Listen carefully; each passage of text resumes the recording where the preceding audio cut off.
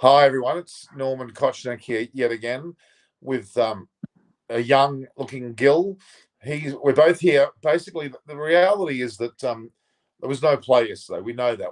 We can finish the show right now, but there's a lot to talk about. A lot of the other commentators have brought up a lot of interesting facts, especially in connection to the World Test Championship. So we'll be talking a lot about that today. I can see Munchie, Ray, official Sai are all there and also Vasanth is also there. All my early comments. The reality is, Munchie's our official reporter today in terms of weather. What did you say, Gil? Welcome, Gil. What did you see? Have you seen any reports? So from what I have read, it seems to be a sunny day so far. But with the weather in London, you never know. It can change anytime. But regardless, I think now getting a result would be very difficult, even if you sort of play the extra half an hour, which is allotted for the time to make up for the overs lost due to rain. So essentially, instead of 6 hours of play, you are looking at 7 hours of play because there's another half an hour which is given to you to make sure that you make up for the overs that are lost because of slow over rate. But in the first 2 days, despite taking the half an hour, the teams were short by 15 overs cumulatively. So that tells us that that is somewhere around 165 overs. 165 overs in 14 hours of in 13 hours of play comes to around roughly 12.5 overs a day, 12.5 overs an hour. Uh, yeah, somewhere about that. Yes, 165 overs. Somewhere about at max it could be 13 overs an hour. So you're still short by 2 overs every hour. So even if we say that there is 7 hours of play today and tomorrow, we are essentially looking at 14 hours of play, which could mean if you go by even 14 overs per hour, which would be a very difficult task considering England don't have any spinners and Santner hasn't bowled much. That would make it, one 190 plus overs in 2 days, which I still feel which would be very difficult for both the teams to achieve. So we are at max looking at maximum of 180 overs, and to get a result in those 180 overs, because we have not even completed 1.5 innings. It's just one innings and a few overs of the second innings. So a result looks very unlikely at this point unless there's a dramatic collapse by one of the sides. And if say England bat out the day today and sort of get into some sort of a lead, say if England are able to add 300 odd runs and able to reach a lead of 100 and then bat the session tomorrow, then England make sure that they can't lose this test match. So unless England fall short of the follow-on target and then New Zealand put them to bat once again, getting a result seems unlikely. Or New Zealand collapse tomorrow, which again seems unlikely at this point of time, but could happen. Well, let's go back to what Munchie has said here. It's going to be a draw, overcast today, showers tomorrow, Monday. Now, that look, I obviously concur with that. What you're saying, Gil, and what Munchie is saying. The reality is that you never know. Never count your chickens until they hatch, as they say.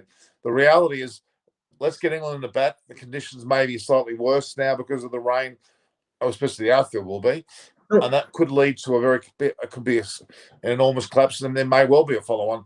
But look, I think it's unlikely, really unlikely, especially if it's it's going to not rain tomorrow. likely, but like you said, you never know because I remember there was a test match in England only on the fifth day where Sri Lanka on the fifth day were bowled for 96 in some 48, 40 or 50 odd overs. They, Yeah. they were dismissed under 50 overs for a score of 96, and from there on England had to chase the target and they did it. So it's I'm not saying that it can't happen, but like you said, and what most people who watch the game for some amount of time will say that a result looks unlikely, but yeah, it's we could still be in for some exciting cricket. I think from England's point of view, the day today they would really like Rory Burns to get in and score a big one. He's crossed the 50 already. If he scores big runs, it will put him in a lot of confidence for the upcoming series also, which where when India play 5 test matches versus England, because then Rory Burns will know that what's coming at him. Even though the New Zealand bowling attack is a good one, but I still feel that in English conditions, the Indian bowling attack, especially with the variety that they have in terms of Ravindra Jadeja and Ravichandran Ashwin, could be slightly better than the New Zealand bowling attack.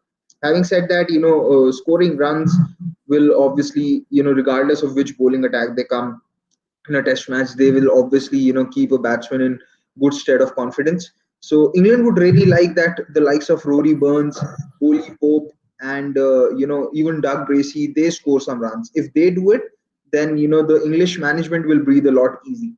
They would rather have a problem. They would rather be having a problem of plenty rather than having a problem of who do we pick when we have our all players back. And let's be honest, if New Zealand, it's going to work against New Zealand if they don't get to play more cricket in this Test match due to the weather. And they're even saying the next Test match we washed out. That's horrible preparation for New Zealand when it comes to the World Test Championship, and certainly brings them back to India in terms of the aspect of preparation, you would argue. Now, a couple of questions we've got. Uday Sharma is asking about my merchandise. Well, what I'm wearing now is an example of it there. It's all about logistics, guys. I need to work out a price point which is fair to you and fair to me, and we're going to work out delivery costs included. So I'm working on it. It should be very, very soon when that happens. I've got a lot of stuff. I've got another shipment arrived. Well, when I say shipment, it's been produced here. It'll be Australian products, which is great because you don't want.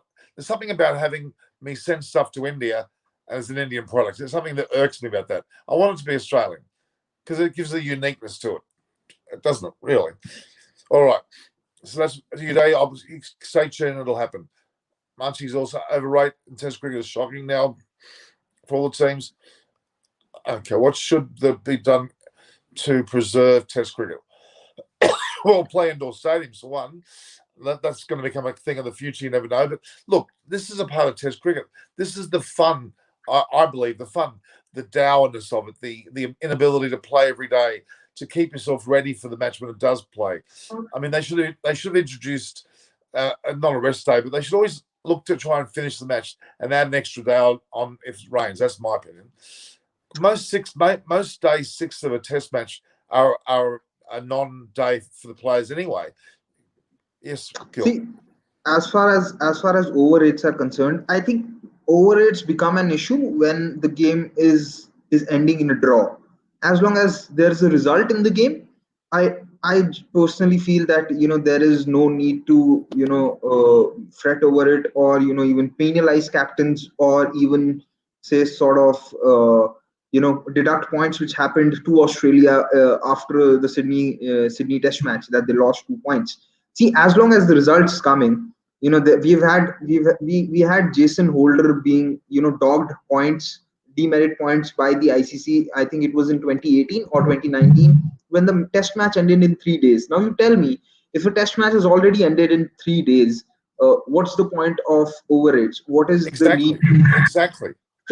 So my view is that though over rates are important, I'm not saying they're not important, but they should only come in the picture when it's a drawn Test match. If you feel that because of slow over rates, 20 odd overs have been lost in a Test match, which could have resulted in a result probably, then please go ahead and sanction the captains, fine them, or dock points of them.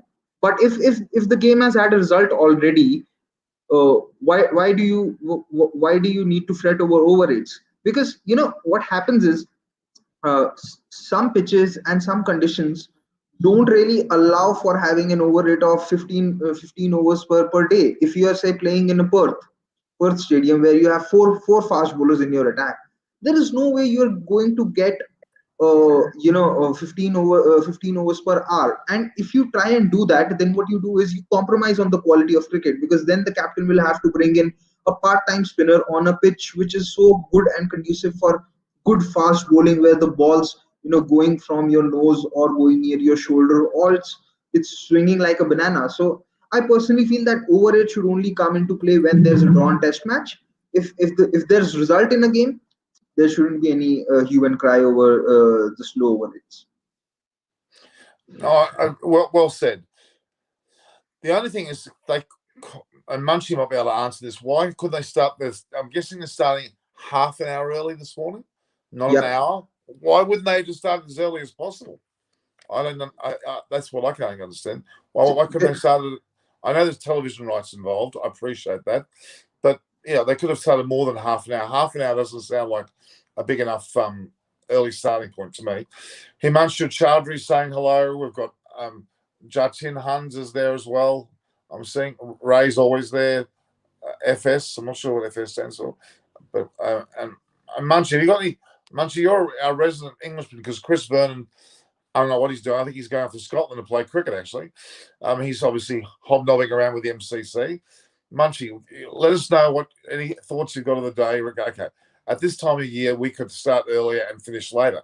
Well, why not then? Well, Munchie, why aren't they doing that? I mean, to me, if you got the opportunity to do that, then why wouldn't you do it? Because it's a no one's going to. People will be excited, wouldn't they, to see a longer version? Okay, television rights start to get skew with that. That's fine. I don't have a problem with that because we've got to get this match underway. It's deserving of that. I'm not seeing any commentary either from Quick Info at this point. They're not necessarily. The commentary will start around 2:30. I feel 2:30 Indian time, so probably another 20 minutes. See, I have another issue with matches which are curtailed with rain or affected with rain. So many times we have a forecast, especially during the day-night games. Okay, if it's a day-night game, we have a forecast that there's going to be rain in the evening, right? There's obviously a forecast. So when you obviously have that forecast, say a week before, then I think there should be a few arrangements should be done accordingly, that you sort of change the timings of the game. If the forecast is for say 7 p.m. in the evening, rain's coming in at 7 p.m. in the evening, and the match is beginning at 1:30 p.m. In the afternoon, then try whatever you can to move the timing of the match ahead by say a couple of hours. Instead of starting the game at say 1:30, try and start it at 11 a.m. because the thing should be that you should try and ensure that you get in maximum overs possible. And Absolutely. and there's another thing, and this happens in T20 games and ODI games as well. When there's a rain curtailed game, you obviously have a Duckworth Lewis target for 20 overs, and this happened with Australia in the Champions Trophy of 2017. The rain came in when it was against Bangladesh. The rain came in when Australia had batted 16 overs, and then there was no further play possible. They were 88 for 1, chasing some 180 odd scores. Now, if they had had the same score, say at the end of 20 overs, they would have won the game because the target, the Duckworth Lewis target for 20 overs would have been around 60 to 70 runs. And Australia were 88 for 1. But the match was ended into a no result because 20 overs hadn't been bowled. So there needs to be a lot of flexibility in some rules when it comes to rain affecting play in cricket matches. Definitely. I would use the word common sense.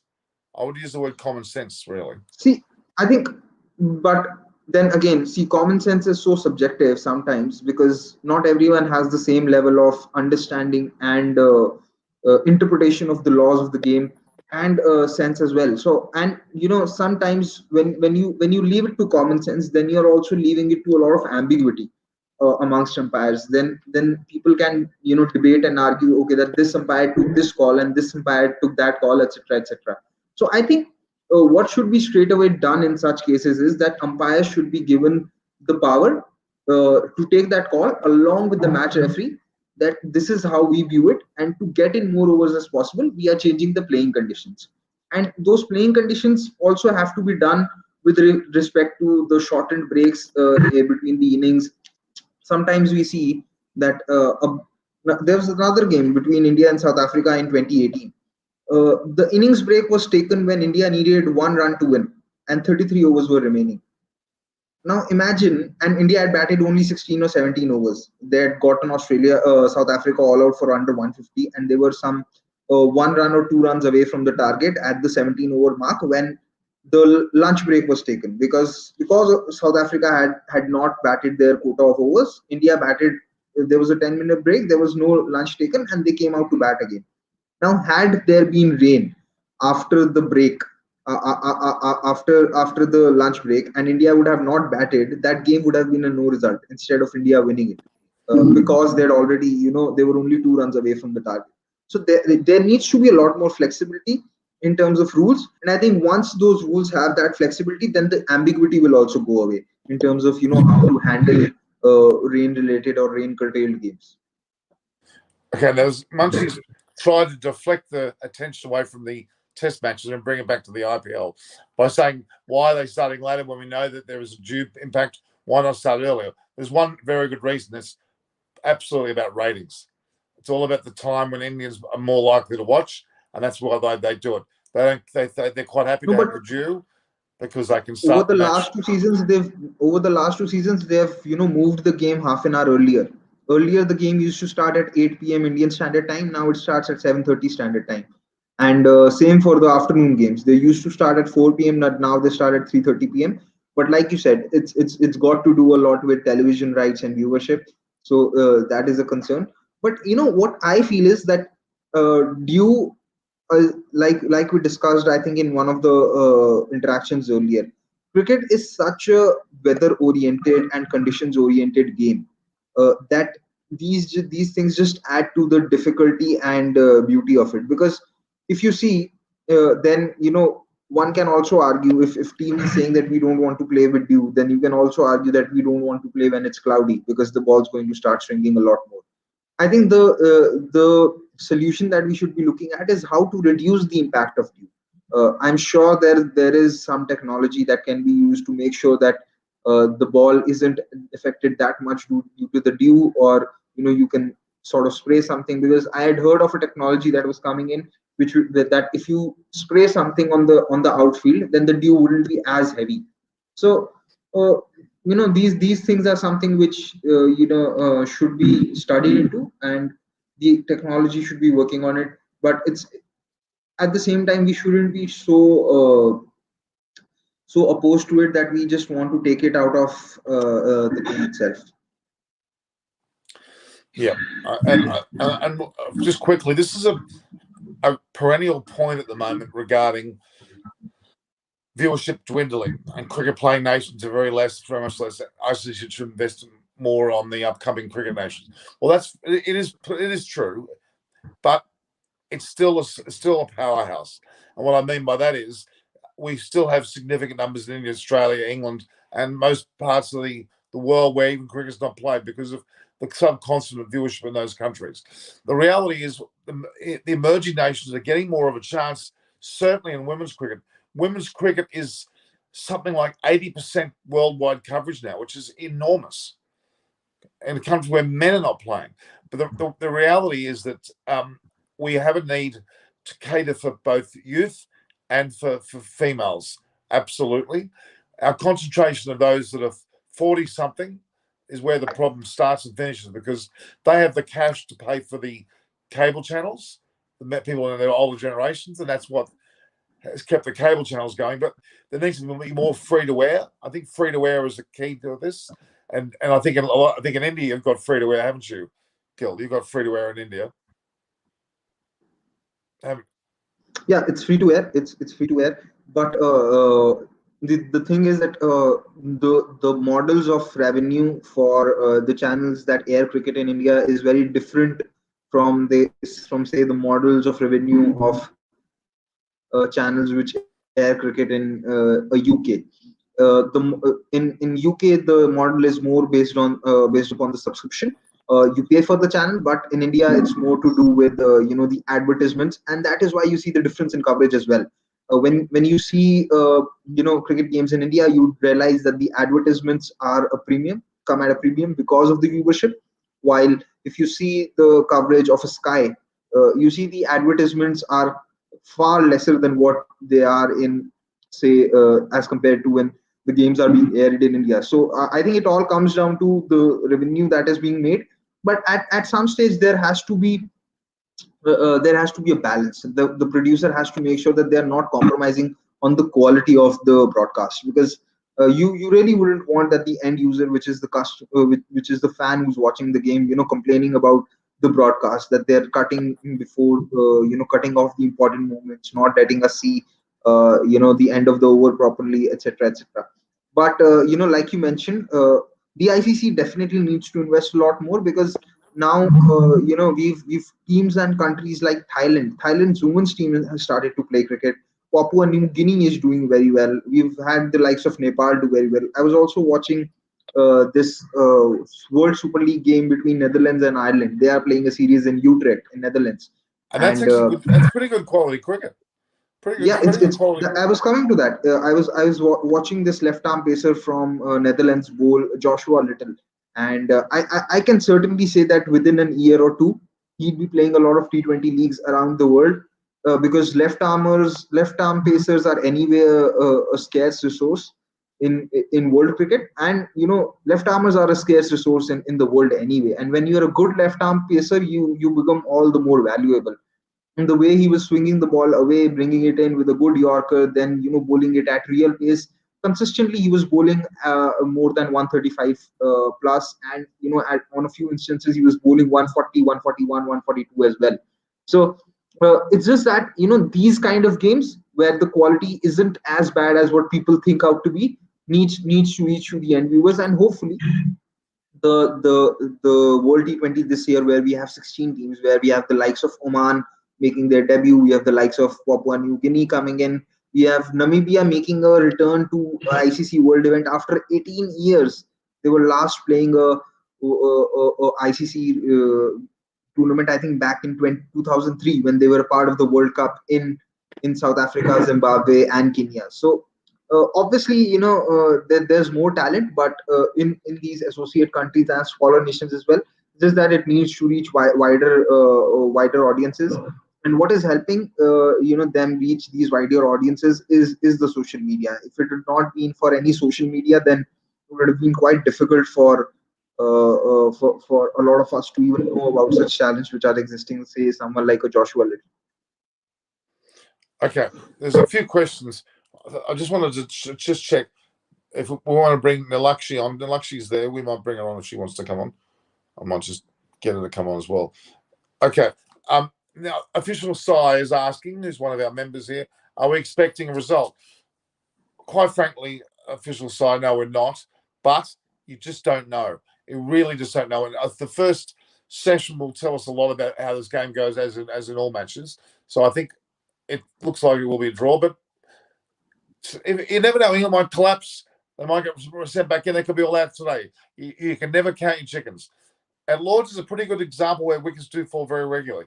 Okay, I was playing cricket in the Netherlands in the 80s. They played the game for a while, but back then it was a rich man's sport. Well, you would argue a lot of those countries it is anyway, because the availability of grounds is an issue. But because of the onset of a lot more subcontinent people being around, when I was in Germany, for example, there were truckloads of English, New Zealanders, and Australians, not a lot of Indians.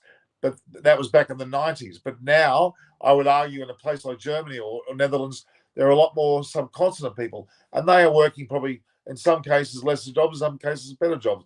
The reality is there's going to always be people to play cricket. Don't worry about that. I'm not really worried about the future of cricket, but we do need to keep our game up in terms of promotion. All right, what else we got here? I think our reserve days, the reserve days in the old days were fantastic. A lot of teams were able to recuperate, rest after long bowling spells. It's not a bad way to go. I mean, that came about because of the fact that we had unlimited test matches as well, where they needed a break. But I think that's not a bad idea.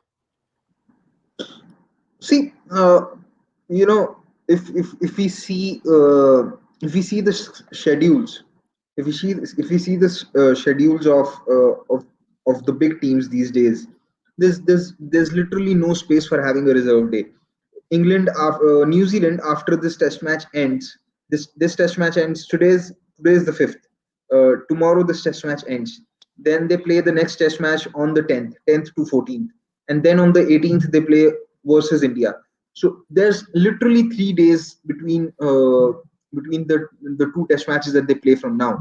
11th, 12th, 13th is the break. Then is the break, and then they play. Sorry, 7th, 8th, 9th is the break. Then they play on the 10th again, 10th to 14th, and then 15th, 16th, 17th is the break. So where do you add the reserve day? And 3 days No, I mean, it's not possible here because the scheduling is tight. You're right.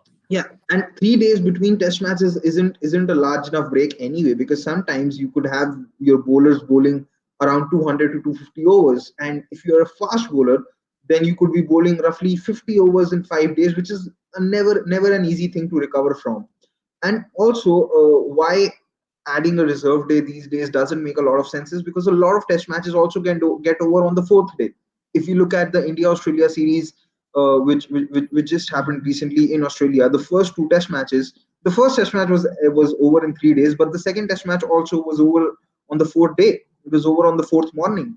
So, and if it even the test match in Gabba, it wouldn't have lasted or gone till the last session if not for the rain in between, because the final session on the fourth day was washed off, and there were rain breaks in between as well. Similarly for Sydney, so there aren't a lot of test matches that anyway go the distance in terms of all 5 sessions where 450 overs are played.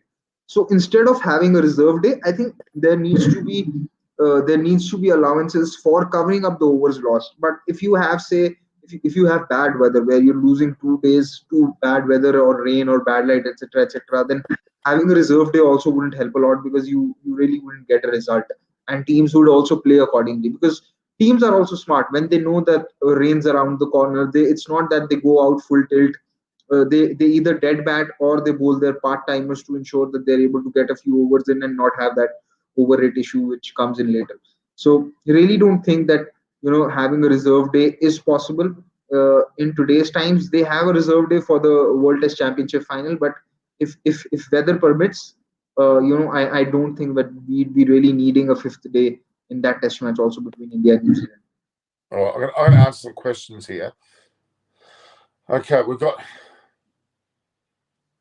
I mean, Justin Hans has talked about the reserve day, which we've talked about. There was also a question. I'm just going to try and catch up with the questions. Let me have a look here. Okay. Gurujutta Achara says too many World Cups by ICC may destroy the quality of cricket. I think we are a bit World Cup crazy of late, and they need to be. I know because of timing they've been pushed together, but I agree. I think we need to be a little bit more spread out with our ICC World Cups. To be honest with you, this is now a very interesting comment by Himanshu Chowdhury. What do you think about Usman Khawaja's comments on racism in Australia? Now, let me make it really clear. I know Usman Khawaja quite well. I've spent some trips with him on cars, and we've had a good chat about a lot of things. He was subjected to a lot of racism in his life. There's no doubt. Playing for Australia as a non-Australian, let's call it. Sorry, he's Australian, but a non-English speaking background was not exactly well received when he first came in, to be really honest with you. He experienced some very bad times. We've distinctly improved since then. Not that we're perfect, but you have a lot of like the Jason Sangers, the Tanvir Sangers, and a whole bunch of other guys that have got Indian backgrounds, as an example. In Usman's case, it was Pakistani. We're embracing it more. And if you look at our other sports, the AFL guys, we have a number of African players from Ethiopia and other Kenyas and a lot of African countries. We're embracing multiculturalism more and more. But yes, I think that those comments on the Khawaja say were actually right. We do have a form of racism that has existed in cricket, no doubt about it. And if you look at most Australian sides, their names have been very Anglo-Saxon, haven't they? It's been rare. India's a better champion of it. South Africa, well, they've got their issues too. South Africa have got a lot of issues, as we know, when it comes to their cricket. They haven't got this so-called black-white combination going. I still don't understand any of that. Just pick the team that's the best for the day. And that's the way it should be done. And I'm pretty sure they'll have a balance either now or into the future if they did that. And if it were predominantly one or the other, it shouldn't matter. It's the best team on the field. And that is the best level of racism. Wouldn't you agree, Gil? If a person's tall, small, thin, fat, dark, light-skinned, it doesn't matter. If they're a great cricketer, I tell you what, 99% of the cricket population want to see them play. See, I think, firstly, people need to understand that where does the issue of racism comes from. And like you mentioned that it's Australia is not a perfect society. I don't think even any society is perfect in that regard, because there are grounds of discrimination one way or the other. If it's not racism, then it's on the basis of religion. If it's not on the basis of religion, then it's on the basis of the caste. So I think what people need to completely understand is that at the heart of racism or any problem which lies with identities is that people need to be much more accepting of different cultures and and diversity.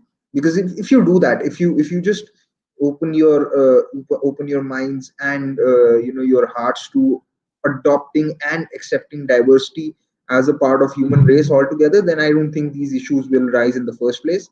The fact is that there are these issues and you need to correct it, but we also cannot be having a one rule fits all kind of a thing for racism as well, or for that matter any issue that is on the basis of identities in a country or in a society. So there needs to be different ways to understand these issues and work on them accordingly.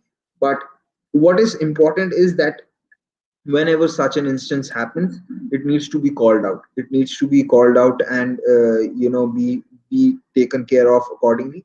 There should be some punishment, of course, and punishment also doesn't serve the purpose completely. There needs to be an education also around the same subject and the topic. Only then you would be able to ensure that it doesn't happen again, because constantly punishing someone also doesn't help if he or she is not able to understand why he or she is being punished for. So the good thing is, so far with say what is happening with England as well, with them deciding to drop Robinson, I do feel that the punishment is slightly harsh because those tweets were 8 or 9 years ago. But where the English Cricket Board deserves credit is that they understand that cricket is something which doesn't which isn't a separate entity on its own. Cricket is something which affects the society. It's been a part of their culture for centuries now, and hence they should take some step or the other to ensure that cricket as a part of their culture is able to take a few steps that is able to educate the society about issues which are prevalent in their country and in their society. A lot of times we get this opinion that okay, cricket is separate from politics, but I really don't think it is. There are far too many examples of of this being false. There are far too many examples of showing why sport has been able to bring some change or has been a driver of some change. Even if you look at Australia, I do feel that the bans on Steve Smith and David Warner were pretty harsh, but we need to understand where these bans were coming from. These bans were coming from a place where in the Australian culture, cheating or cheating in any way is just a huge no. They're so proud of their cricketers. They're so proud of their sports persons that they feel that it's a reflection of their society and not just their cricket team. And hence, there's that pressure to punish them the way they did. So this is something that people also need to start understand and react accordingly. That uh, a sport, be it any sport, in this case it might be cricket. It's not just a cricket sport in today's times. It's an instrument or a medium for all kinds of changes in the society, and if it is used for bringing in a good change, then I'm all for it, and I think it should happen with all the cricketing nations. And maybe subcontinent can also take a lead from it, because there's much more craze for the sport in subcontinent countries where cricketers are actually worshipped or treated like gods. So if we can do that, and if we can replicate that, then I think the whole society would be a better place for everyone. No, very well said. But the okay, in my opinion, England, New Zealand, even the West Indies, to a certain extent, certainly the UAE, they've got very good standards of treatment in terms of balance and multiculturalism. Australia isn't bad by any stretch of the imagination, but it could be a lot better. South Africa's got other issues that relate to a quota system, which I still can't understand. One of the best countries, I believe, which might sound funny, you might not agree with me, is America. They actually handle multiculturalism a lot better than you may think. It's surprising. There are certain cities within America which are atrocious. I give you that, but a lot of the Americans are more accepting of multicultural than they are of their own African American society. It's distinct, and that's an interesting factor. And I'm not saying it's good or bad, but the numbers of Americans that are subcontinent Americans, let's call them, or Asian Americans, that's a term, is enormous. As I think I told you, the second biggest audience in the world for cricket is, in fact, America. And we have to embrace that fact. And I think there's one of we talk about growth of cricket. We need to get a more stabilized cricket board in America to really take hold of what is a burgeoning number of people. It is enormous. We need to play more test cricket in America. And that's not just to try to infiltrate America. It's not like that, because we have the people there now. We don't even need necessarily to grow it. It's growing naturally on its own there. That's not the issue. And America also has helped Canada grow, and cricket, and even parts of South America have grown because of the American influx. It's amazingly interesting. So, on this subject, I had a chat with Peter Della Penna, the American journalist who works for Cricinfo. I will be releasing the chat soon on my YouTube channel as well. And he mentioned that even though the game is growing in America, but the game is growing amongst the population or the age group which really wouldn't take the sport forward. He said that the game is developing with the expat population. It's developing in the 30 to 40 age group, but not really at the school level. But he said where the American team had a lot of benefit was that they were allowed to play domestic cricket in West Indies. They were playing with the domestic cricket with West Indies, and they played very well against the likes of Guyana, against the likes of Trinidad and Tobago. And he mentioned that Joshua De Silva, who actually played for West Indies in the Test series versus Bangladesh, he's actually an American. He did so well for the American side that he was then drafted into the West Indies team, and he's now playing for the West Indies. So there are also going to be these cases, but you mentioned it correctly that there needs to be a much more robust system in these countries, and America can definitely do it because they don't have any dearth of resources. It's just that they need to have that intention for it, and once they have that intention, then the sport is only going to grow. And I just want to tell your viewers as well that this chat with Peter Della Penna will be out soon. You can follow me on YouTube, on Twitter, as my handle is there, and on my or on YouTube on my channel Gilly Cricket. So that's a very extensive chat on what is happening in the world of association cricket. It's Gilly Cricket. So in India, there's sent me the link. Sorry, you've never sent me the link. I've just started it. I'll send it to you now. Okay. Yeah. All right. I interviewed Ronak Kapoor very recently. I like it. Gilly Cricket. It's a good name. It's from the Indian. So India in India, people play a lot of gully cricket, which is cricket in the bylanes. And because my surname opens up me to a lot of advantages with related to cricket. Some people feel that I am related to Shubman Gill, and just like that, sometimes I am able to show off and just joke about it. And then from gully cricket, I got that name Gilly Cricket because it has my surname. And sometimes these are the few advantages of having a surname which is already present in the cricket space. Helps people relate. And it's good you got that name, because that's have you got a trademark on it for other platforms as well? You should get that for everything. I've applied for a trademark but haven't got it yet. Okay. So Vasanth Narain has been asking questions for some time now, and he wants to answer, and I'll have to let him do it. I'll just bring it up. Can you take my question? Should we consider playing? This is going on with Siraj and Ishant, or should we go for 4 seamers, or 3, in fact, with Rain? Always lingering. Should we go for Shardul? I actually think Shardul Thakur has been talked very little about in this process, and I think he deserves a better mention because he is a very good exponent of the ball that both seams and swings. and he's one of the few players genuinely that does that, I think, and so he should be considered. I believe he should be considered. What do you think, Dill?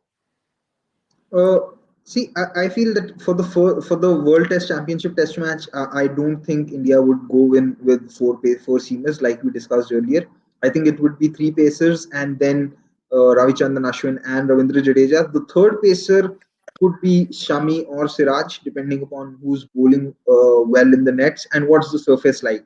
So if it's a dry surface slightly, then I'd probably go for someone like a Siraj because of his pace being slightly more than Shami. But if it's a pitch where the ball is seaming around and swinging, then I'd probably play Shami. As far as Shardul is concerned, I do think that he will play, a test match somewhere in that England series, but it would probably come on a surface like the Oval, where the swing and seam isn't that much, and the bounce is more because we need to see that Shardul, has played a lot of his first class cricket in Mumbai, where the bounce is very good. So on pitches where there is bounce and a good carry, I see Shardul Thakur coming in because then his batting is also adds to the team strength and the batting elongates with Ashwin, Jadeja, and with Jadeja at 6 or 7, and then Ashwin and then Shardul. So Shardul will come in at some point of time, but I think he will probably come in on pitches like the Oval, where it's predominantly a batting pitch where there is a lot more bounce than say a Lord's or an Edgbaston where there's a lot more swing and seam as opposed to bounce. Okay, I'm not seeing any activity on the quick info. I'm not sure why there's no activity. It's now 10. What time is it now? Which if play was officially made to start at 10:30, which is in fact 20 minutes away, or is that not true? Yeah, it's strange why there's no activity. They should have started the commentary. It's actually strange. Munchie's online. Weather update. Need update from Munchie. Look where tell us what your update is. Okay. It is true that America is drafting a lot of Pakistani Indian domestic players. And why not? I applaud that. Really, if there are Indian cricketers, and for that matter, Pakistani or wherever, that are not getting a Guernsey at the top level in their country, well, why not go to a country where they can almost become a mainstay of their top side? I think we should applaud that. Oman is the best example. Oman's team is a SMIC team. They're a great team. Predominantly Indians, in fact, a lot of Sri Lankans, Pakistanis, Bangladeshi, which I think is a fantastic thing. I think it's exciting. And why isn't there more scouts from other parts of the world taking on the best of the Indian players? Not all of them, but enough of them, because that'll spread the word. It'll spread the cricket.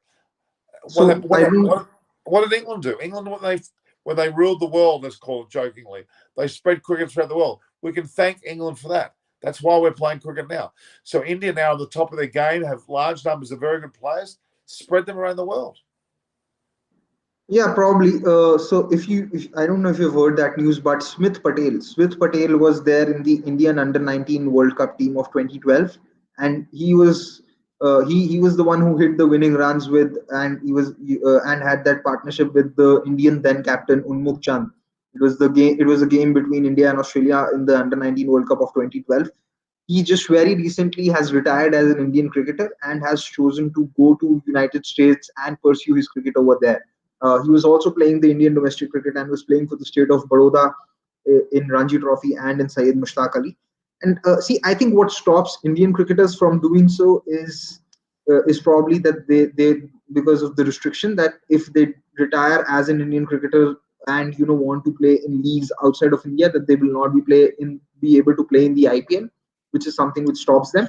But you mentioned it rightly, and I suppose that someone like a Mohammad Amir, who's retired as a Pakistani cricketer as well, there's a good chance that he'll also move to England and then play those leagues and qualify as an England cricketer and then come and play around in the IPL because his wife is a British citizen, and he'll probably try and get that citizenship and then play in league cricket because he felt that Pakistan were not probably treating him well, or probably the pitches that he were playing in the UAE or in Pakistan, they were not so conducive for his kind of bowling.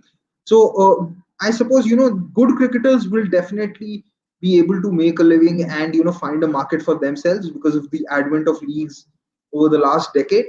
But it still needs to have a lot more structure where you don't only have one top league, but there's also a feeder league. I have personally felt that there are so many cricketers in India. There's so much abundance of talent that the IPL could actually do with a tier system. You have 8 teams in tier one, which is the IPL, and then you have 8 teams in tier two, and then you can have a relegation system as it is there in in football clubs and in footballing leagues. So every year we know that 2 or 3 teams, 3 teams rather, are relegated from the EPL and they have to play the league which is below the English Premier League. Something like that can definitely happen in the IPL as well at some point of time. We don't know when it would happen. Probably it would happen in the next 5 years or probably in the 10 years. But it is what will happen in the world of cricket because the number of people who are taking up the sport and the amount of money that is involved because it is a huge market. And if you look at the subcontinent, there can never be enough cricket for people to follow. It can never be enough for Indians in the subcontinent people to, or probably Asians to follow cricket. It's something which is probably apart from the real oxygen is the oxygen on which they live on. So it is something which is something for the future. Yeah, look, there's a lot to be said, but you're talking about the very, very highest level of cricket. I'm not necessarily talking about that level. People who barely make Ranji Trophy, who are just below that, if they went overseas, they might be able to express themselves and actually make a national side. That's what I'm getting at. That's But possible. but they need to have the resources to move to a different country, right? And for that, what can only happen is that when there are boards in these countries, they go for scouting into different countries and then bring players from them, because you have to realize that someone who's not even breaking it to the Ranchi level, it's a good possibility that he or she doesn't even have the resources to move with his family or move himself to a different country. It comes with a lot of risk involved, need a lot of money. So, and that can be an issue sometimes for a lot of people. And because if you look at the stories of rag to riches in the IPL, there are plenty of stories. Someone Oh, like Mahendra Singh, uh, he used to work as a ticket collector on a railway station, and from there he probably he probably earns more in 1 minute right now than what he used to earn in 1 month at that point of time.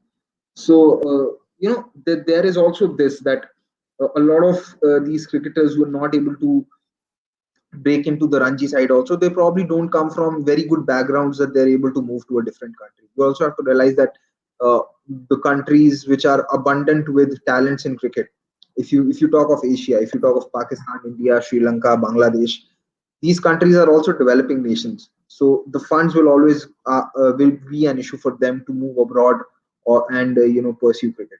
For well, then someone who we should ICC, the English, Indian, Australian cricket boards, or a collective of cricket boards should give out 1,000 scholarships a year to these people, and they should allocate monies accordingly to do that. It would be a great idea. It would be fantastic. probably they should, but it's something that the board should think about. Unfortunately, the two of us don't make that decision, or else we would No, we have. don't make that decision. But I tell you what, a wave of commentary like this, it doesn't have to start high. It can start low, and it can be spread around. Yeah, It it should be. does. It Should. does. Yeah. It does start a conversation, and I think all change happens in some way with one conversation or the other. So talking about it obviously helps. I was just mentioning that the limitations that we have, it's good if Oh, I know. what we are discussing, if what we are discussing is able to reach the people who make the decision, or it, if nothing else, it inspires other people to talk about the different changes that can be brought into the game.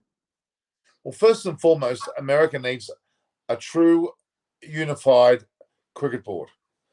They've got various. There's still 4 or 5 floating around that are claiming to be the true leader of US cricket, and it annoys me. It really does, because it's not a franchise; it's a country, and we have to treat it that way. They need to be where, like, we couldn't in Australia or India or anywhere have two BCCIs or a pseudo another group coming along and taking charge. We need to make the ICC needs to appoint someone to take that role, and that's what I think. And that's yeah. So that we need someone to actually appoint that role, and it should be governed by an ICC overriding body. And I don't think, because I know full well there's been a lot of corruption in US cricket. There was one particular guy from years ago, was in fact two. Now there are fractionist groups.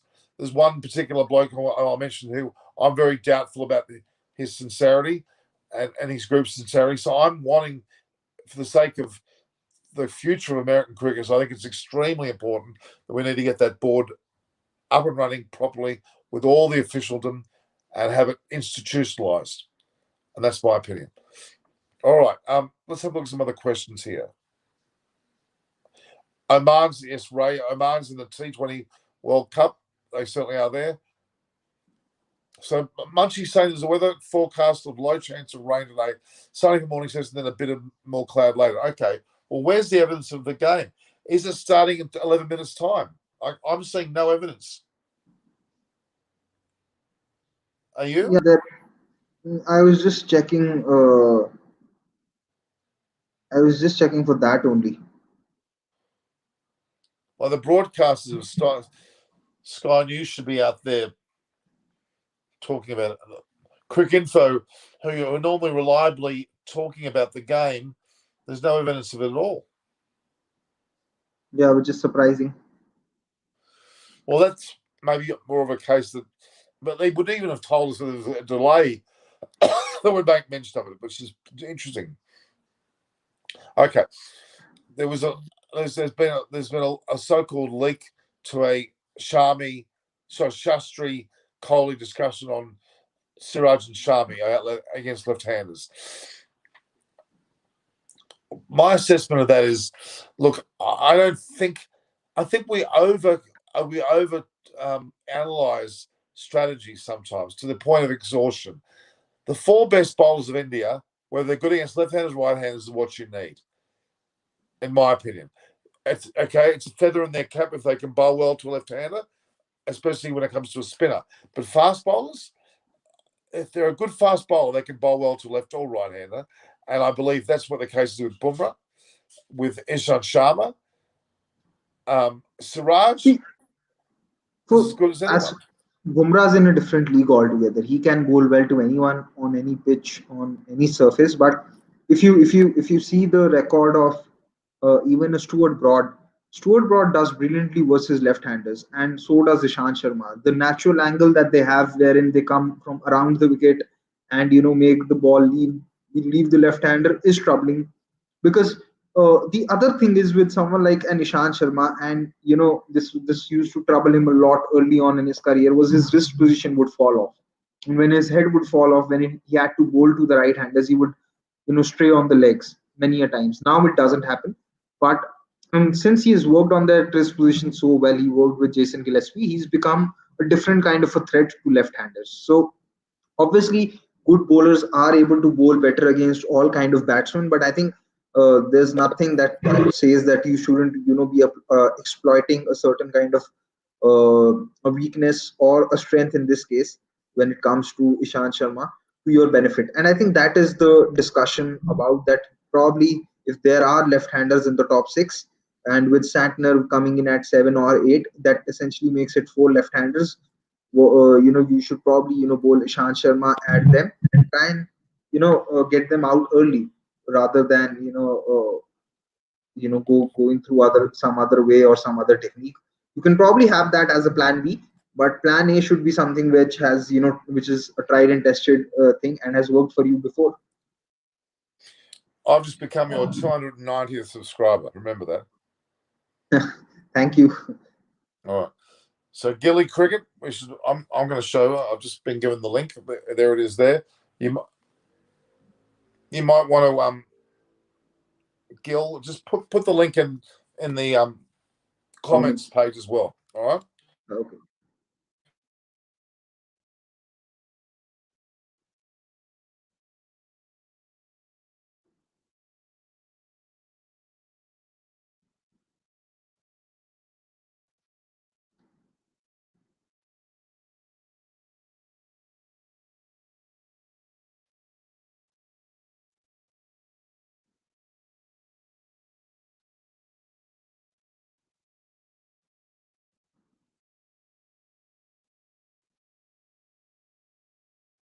Just posted the link. Jatin says that he is subscribed. Thank you, Jatin.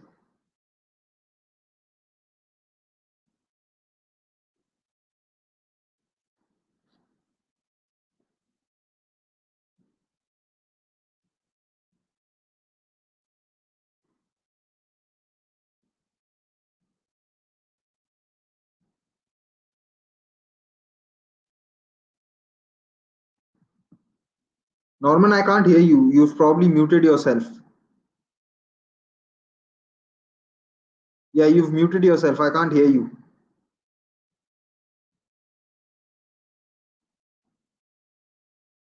I've lost your voice.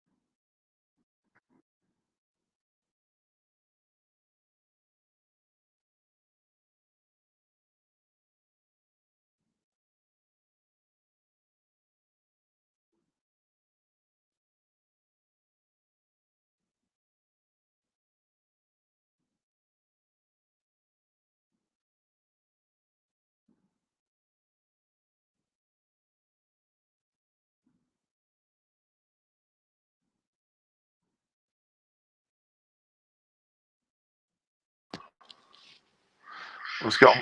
I'm going. Yeah, now I can hear you. I also took